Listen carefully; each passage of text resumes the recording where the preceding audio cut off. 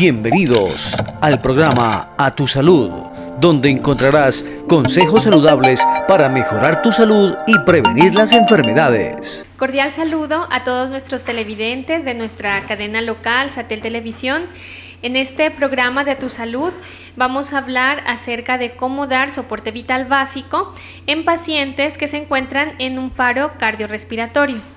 Eso dando continuidad también un poco al tema que miramos en el anterior programa, que era obstrucción de la vía aérea por cuerpo extraño, donde dábamos las recomendaciones de que si el paciente no mejoraba las maniobras brindadas y colapsaba, deberíamos iniciar también con compresiones torácicas, como lo vamos a ver. El corazón es un órgano muy importante en nuestro cuerpo.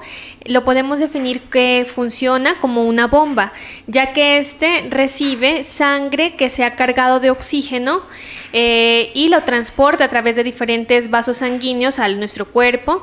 El oxígeno es fundamental para cumplir diferentes funciones celulares a nivel de las células con las mitocondrias, dar energía para el funcionamiento adecuado en las diferentes tipos de células de todos los sistemas de nuestro cuerpo.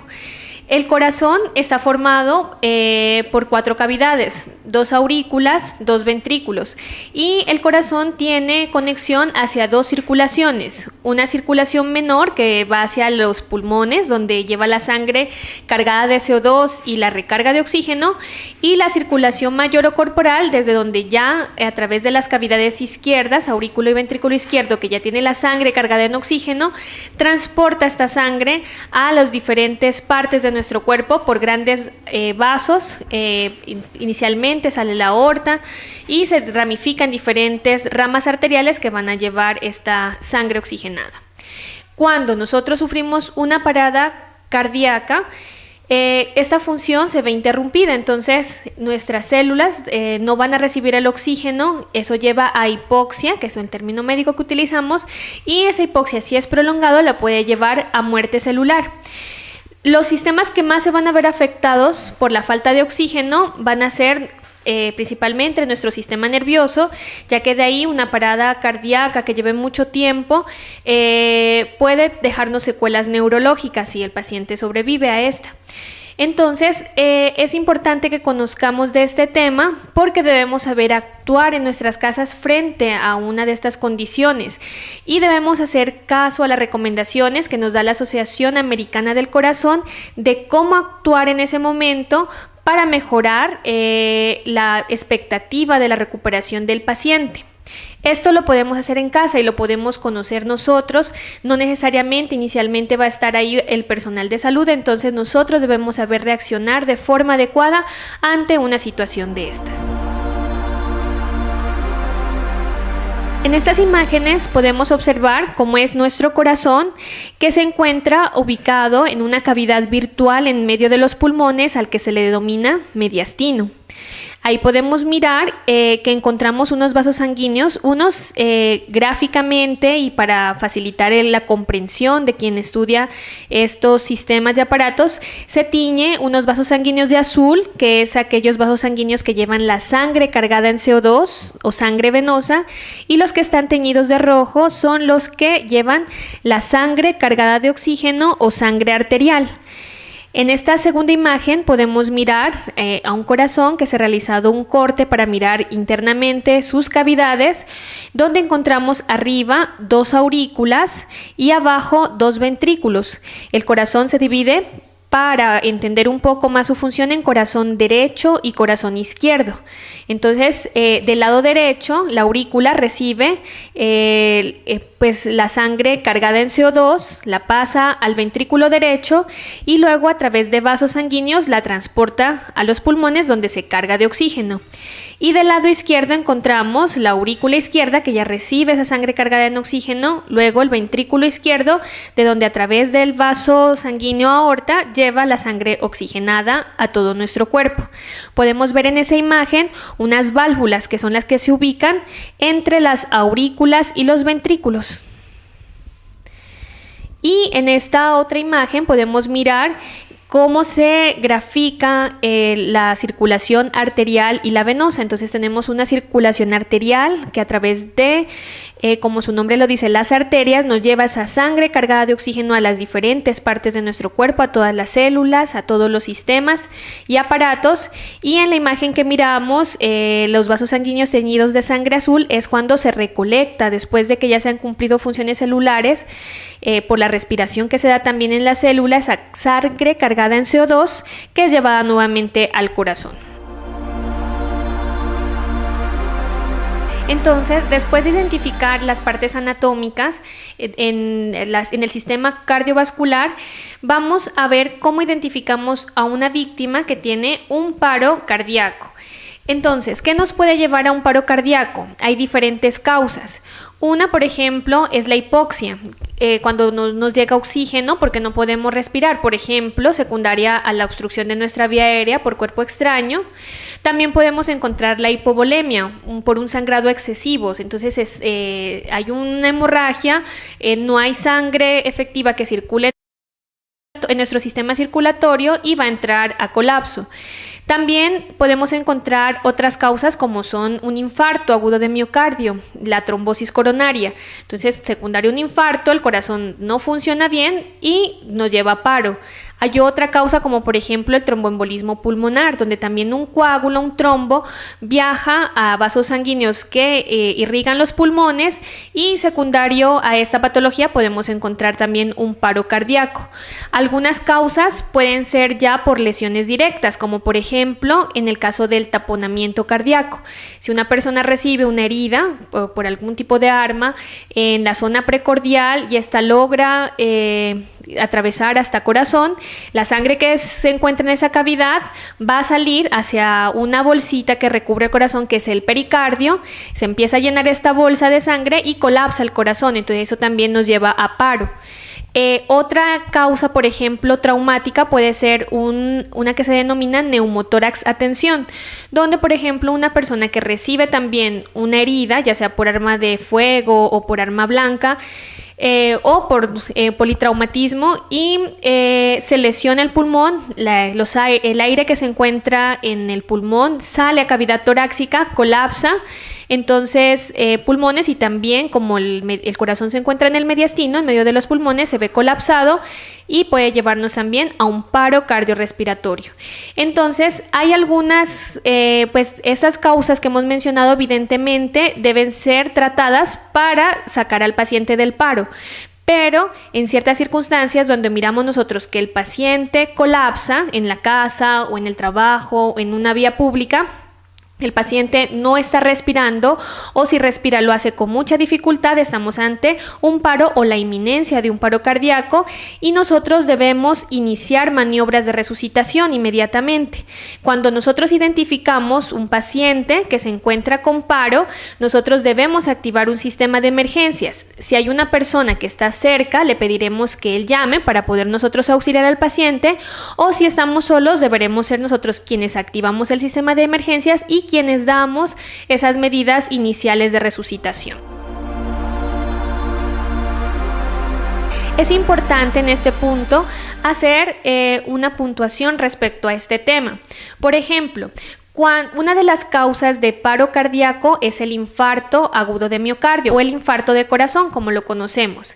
¿Qué síntomas nos dan cuando nosotros cuando estamos ante la inminencia de un infarto? Entonces es un dolor ubicado en la zona precordial. ¿Cuál es la zona precordial? La que se encuentra en el tórax, en el lado izquierdo, en la parte anterior del tórax, en el lado izquierdo. Este dolor se suele irradiar, por ejemplo, a veces al brazo izquierdo, a la extremidad superior izquierda, a la parte de la mandíbula izquierda, y entonces cuando presentamos esto podemos estar ante un cuadro de infarto de miocardio y debemos acudir por urgencias para la toma de un electrocardiograma y de ciertos laboratorios que nos permitan a nosotros identificar si está cursando con esta patología.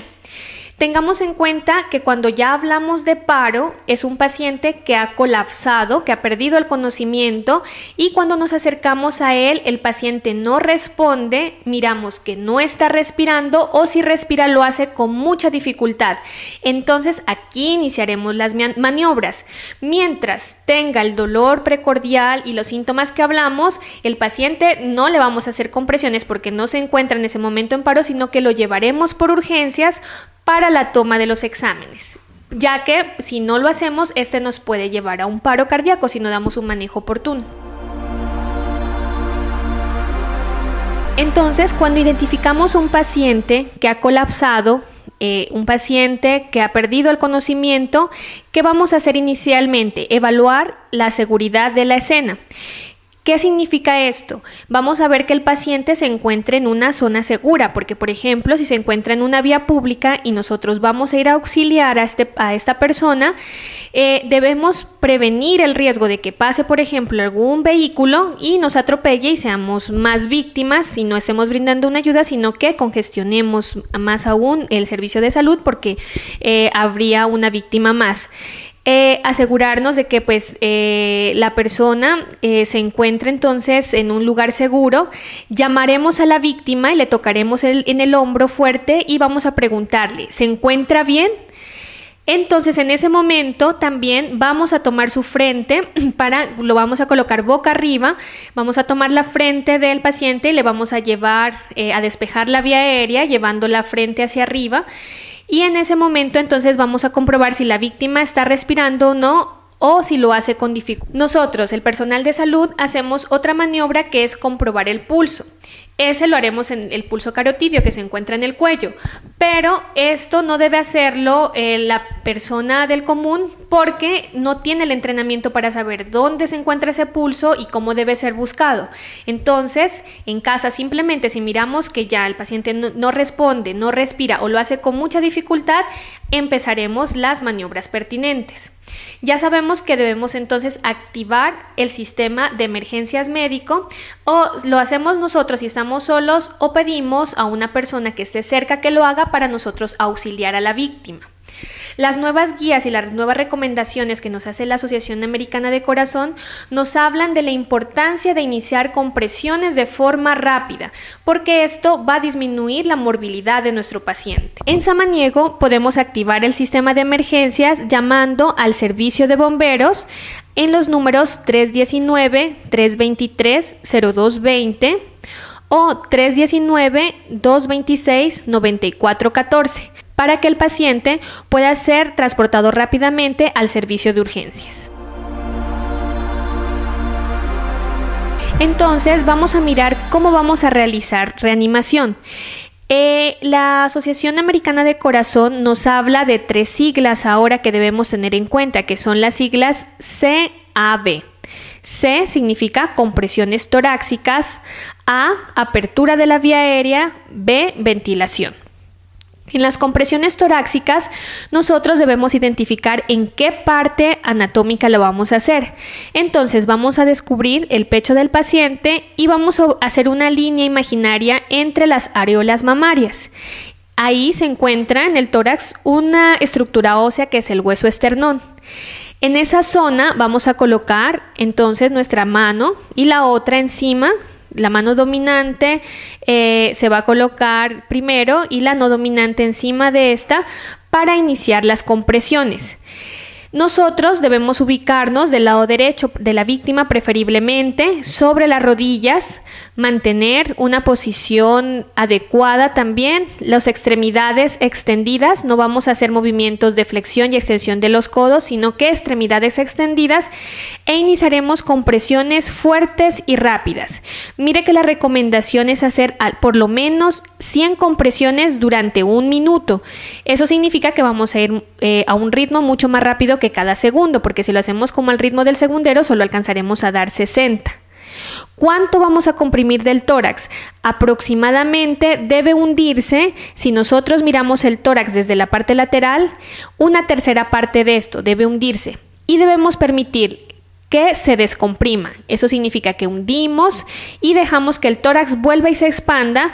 De esta forma daremos un masaje adecuado para que el corazón pueda recibir sangre, la última cantidad de sangre que alcanzó a ser oxigenada pueda llegar a él y la podamos llevar a través de esta maniobra a todos los tejidos de nuestro cuerpo. Después de realizar las compresiones, hay una maniobra que es despejar la vía aérea. Y entonces para despejarla tenemos dos formas. Una, como lo podemos mirar en la imagen, es elevar la frente y llevar el mentón hacia arriba abriendo la boca, o la otra es tomando, dejando el cuello sin estirar la frente, sin hacer hiperextensión en el cuello, tomar la zona mandibular y bajarla para hacer apertura bucal. De estas dos maniobras debemos tener en cuenta que si es un paro cardíaco, preferiblemente haremos la primera maniobra, que es la de frente-mentón. La segunda se utiliza preferiblemente en pacientes politraumatizados, o sea que han sufrido un accidente y han presentado múltiples golpes. Para dar las ventilaciones, actualmente se recomienda preferiblemente el uso de dispositivos, como lo vemos en la imagen, de esta mascarilla válvula, para evitar el contacto con secreciones corporales y evitar de esta forma la transmisión de ciertas enfermedades que pueden ser transmitidas a través de la sangre principalmente, no de la saliva. En ese caso no habría riesgo. Las recomendaciones frente a reanimación son que si uno no tiene estos dispositivos y decide simplemente no dar ventilaciones, entonces solo hará compresiones torácicas, por lo menos, como habíamos hablado, 100 en un minuto durante 2 minutos antes de revalorar el paciente.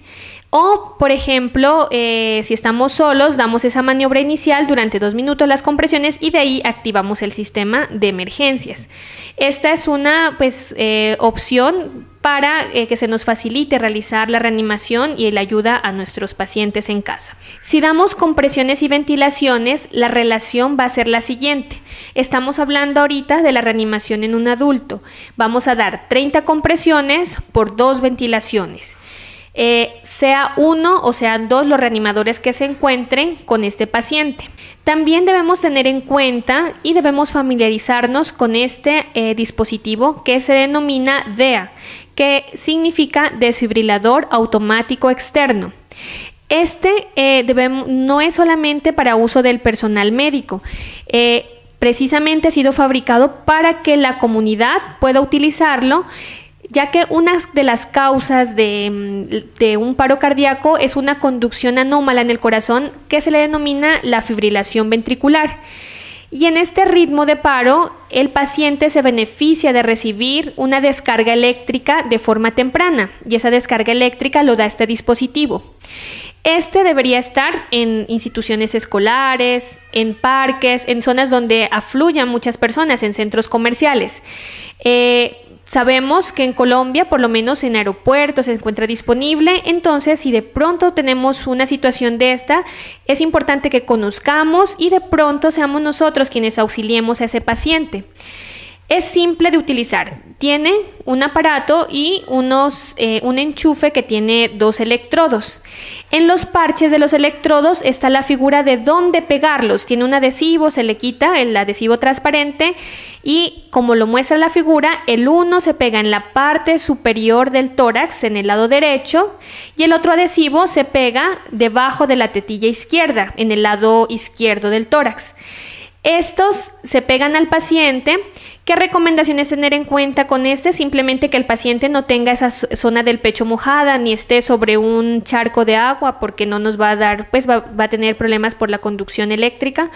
Estos electrodos tienen un enchufe que debe ser conectado al aparato, y el aparato tiene 3 botones. Uno de encendido, y este simplemente empieza a darnos instrucciones. Entonces nos habla de que debe estar conectado los electrodos al tórax del paciente.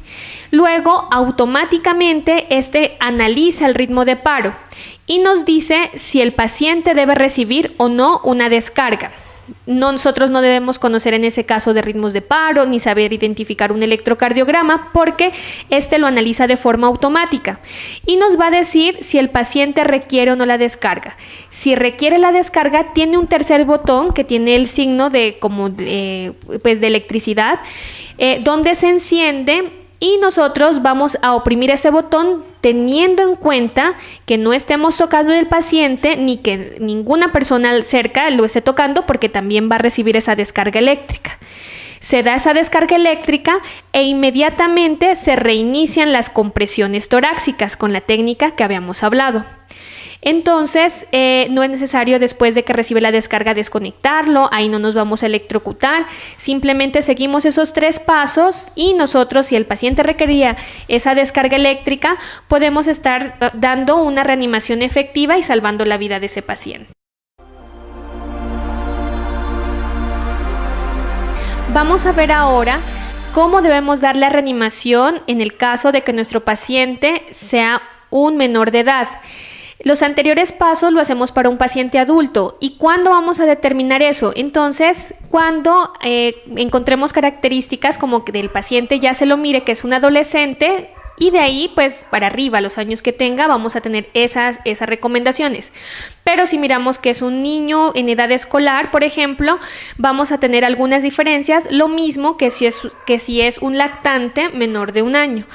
Vamos a mirar entonces en las siguientes imágenes cómo realizar las compresiones en estos casos. Aquí encontramos entonces cómo vamos a realizarlo en un niño que tenga más de 1 año de edad hasta la pubertad.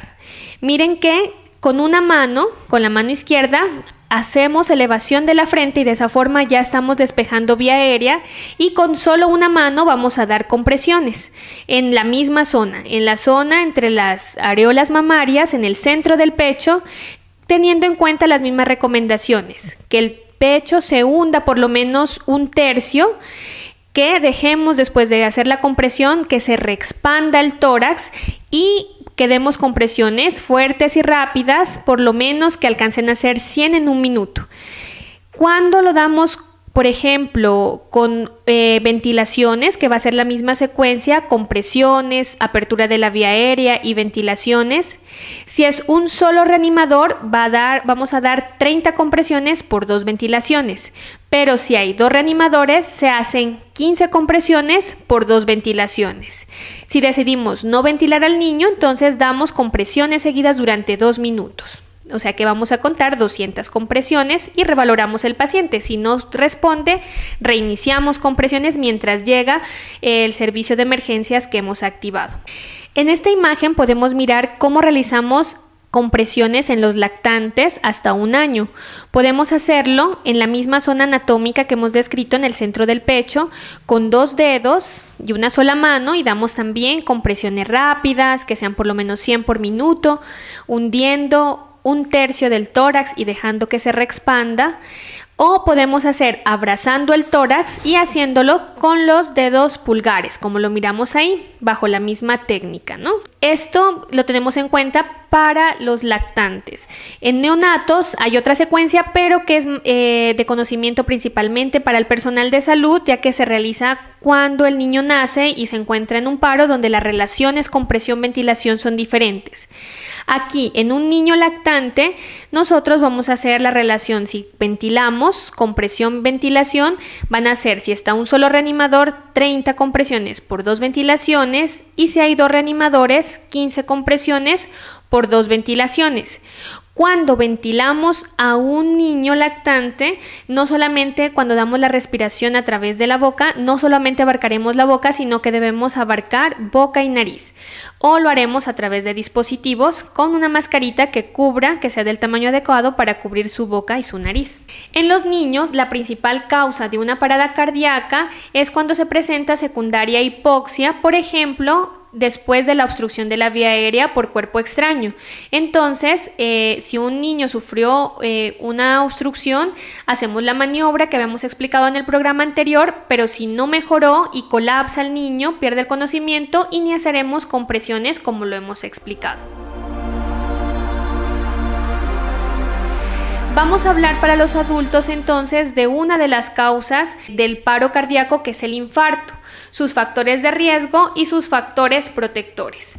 Entonces encontramos factores de riesgo para el infarto como son la hipertensión, el sobrepeso, la obesidad, la dislipidemia, que es cuando tiene problemas del colesterol, el tabaquismo, que es cuando la persona fuma, el sedentarismo, que es cuando la persona no acostumbra a realizar algún tipo de actividad física durante el día, y los malos hábitos alimenticios.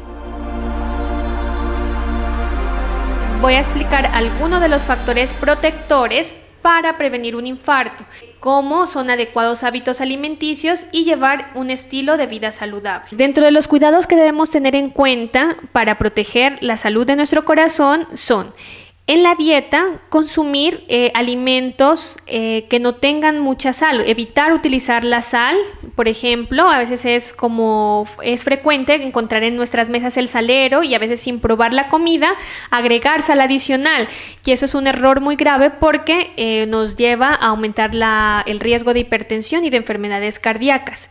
También evitar fumar, evitar el consumo del alcohol, porque esos también nos pueden llevar a infarto. Esta recomendación de dieta balanceada aplica para muchos aspectos de nuestra vida y para llevar una vida saludable en todos los aspectos. Dentro de las recomendaciones de dieta balanceada están incluir 5 porciones de frutas y verduras. Es preferible consumir las frutas en el desayuno y las verduras en las ensaladas del almuerzo y la cena. Evite el consumo de alimentos que tengan grasas saturadas, que son las grasas malas. Por ejemplo, comer frituras, comer alimentos altos en carbohidratos, como las hamburguesas, las papas fritas. Son alimentos que no nos benefician a nuestra salud cardiovascular. Evite el consumo de gaseosa, porque ese tiene un contenido alto en azúcar y nos puede llevar a diabetes y también a riesgo de enfermedad cardiovascular. Les sugiero también, dentro de la dieta, consumir alimentos que tengan grasas saludables. Por ejemplo, el aguacate es un alimento adecuado para disminuir, por ejemplo, el colesterol malo y de esta forma hacer cardioprotección. El aceite de oliva. Cuando realicemos las ensaladas, prefiramos agregar aceite de oliva a estas. Consumir pescado, como el salmón, tiene alto contenido de omega y eso nos ayuda a hacer cardioprotección.